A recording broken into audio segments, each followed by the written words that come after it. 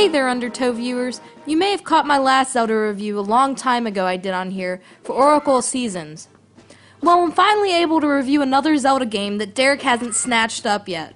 And even though this game is no Ocarina of Time, it's still a classic hit. I have for you, dear Undertow viewers, Legend of Zelda: The Phantom Hourglass for Nintendo DS.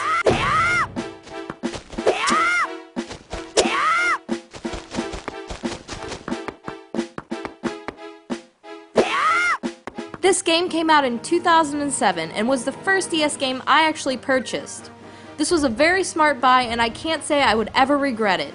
Now, Phantom Hourglass takes off a little after Wind Waker's end, and you're on a ship with the lovely Tetra, or Zelda, which she doesn't actually want to be called.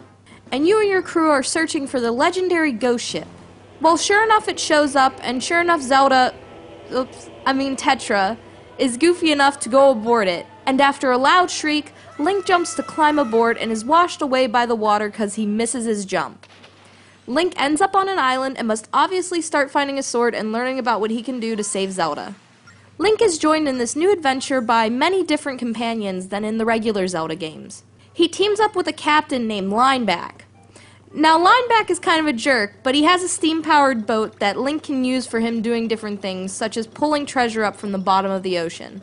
You also have your fairy in this, whose name is Sela. You'll find her very helpful.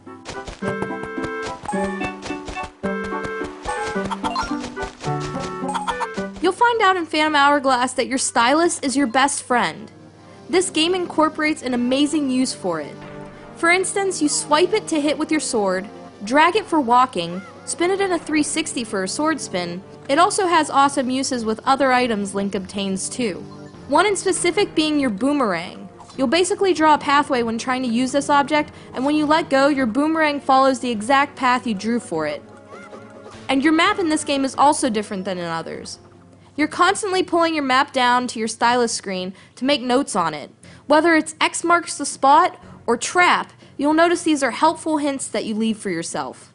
I would never be able to make it out of the Temple of the Ocean King if it wasn't for my notes. This temple is probably the only downside in this game. It leads to backtracking and constant frustration.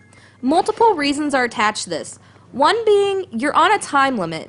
In different areas in the game, you'll be able to make up for it by adding more sand to your hourglass, but you still have to watch and keep track, because if you use up your time in this temple, you'll get kicked out. Number 2, the guards inside are annoying and you want to make it past them as fast as possible. Number 3, the little safe zones. There aren't enough of them. When running past guards and having to find safety if they catch you, it just gets so frustrating after a while. The temple is necessary though because it generally gives you your next clue for your next dungeon. Now when you eventually get to a dungeon, dungeons in this game aren't that difficult. Like I said, it's that temple that's the biggest pain in your rear end.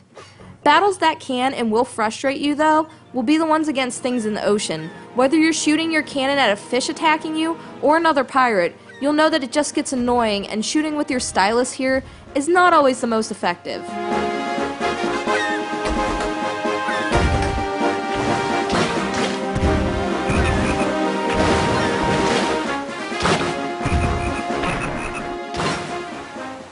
I've noticed a pattern though with Zelda handhelds. They're usually just as fun as the console games.